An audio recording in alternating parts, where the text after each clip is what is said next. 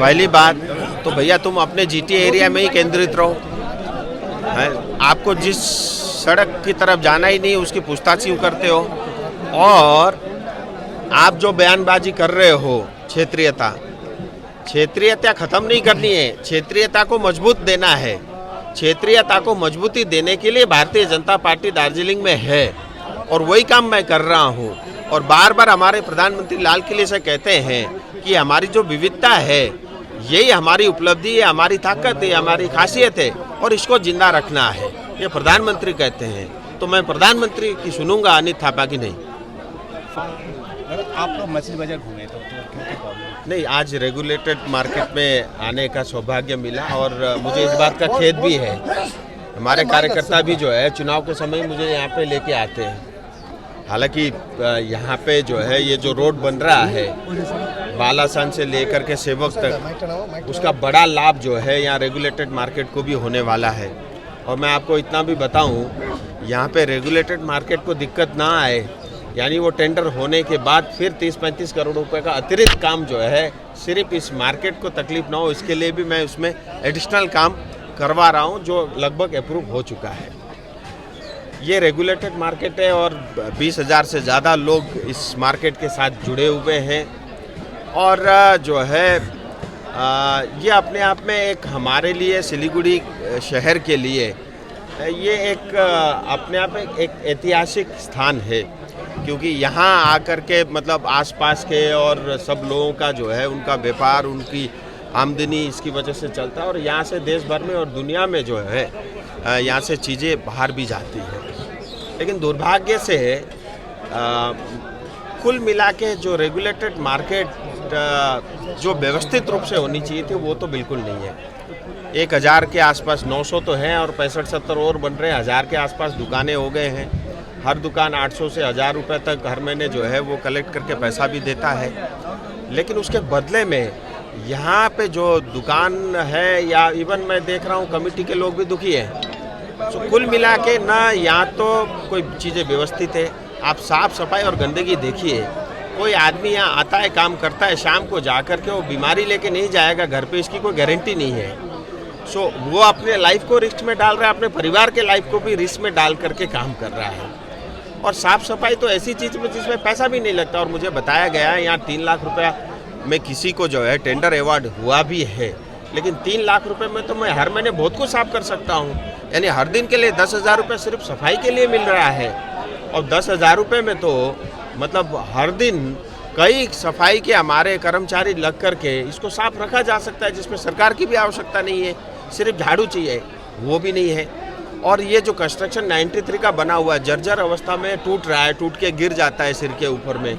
लेकिन इसके रिपेयरिंग का, रिकंस्ट्रक्शन का जो है किसी तरह से कोई अभी तक इसकी कोई बात ही नहीं करता, इसके बारे में चिंतन भी नहीं करता। और यहाँ पे 2 तला 3 तला तक भी कंस्ट्रक्शन हो तो जगह और खाली हो सकती है। पार्किंग की व्यवस्था नहीं है क्योंकि सड़क में लोग गाड़ी खड़ी कर देते हैं। और कॉरपोरेशन और यहाँ की सरकार पता नहीं क्या कर रही है, क्यों कर रही है। जो चाय और पान दुकान के लिए जो जगह बनी थी वो होलसेल लाइसेंस दे करके दूसरे लोगों को फिर अलॉट किया जा रहा है। कुल मिला के कंजेशन और बढ़ाया जा रहा है, सुविधाएं नहीं है। सो कुल मिला के ये रेगुलेटेड मार्केट जो है हम सब ने मिल करके इसको डस्टबिन बना रखा है। ये हमारा दुर्भाग्य है और जो है ये जिम्मेदारी बनती है म्यूनसिपल या कॉरपोरेशन की और इसी तरह जो यहाँ की सरकार की। लेकिन उन्होंने भी अनदेखी कर रखी है। क्या कारण है मैं नहीं जानता, लेकिन मैंने आज इन सब से निवेदन किया है। ये एक सांसद होने के नाते मेरे लिए भी ये दुख की बात है। मैं इसी शहर का सांसद हूँ, यहीं रहता हूँ, उसके बावजूद भी जो है इतनी तकलीफें यहाँ के लोग हैं।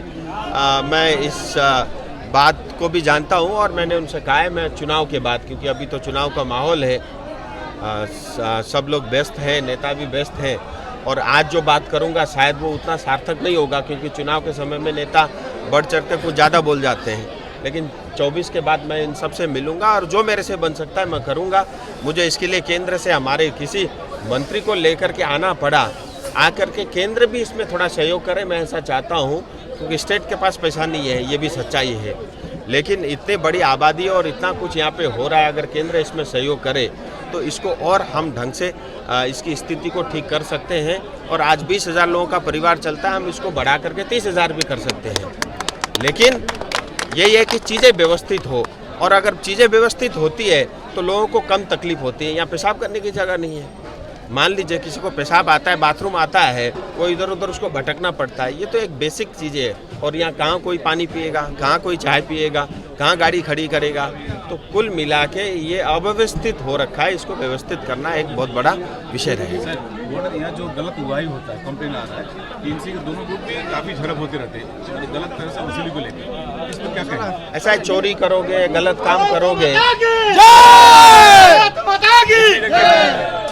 इधर आके बोल लो, इधर आओ, यहाँ आके लगा लो।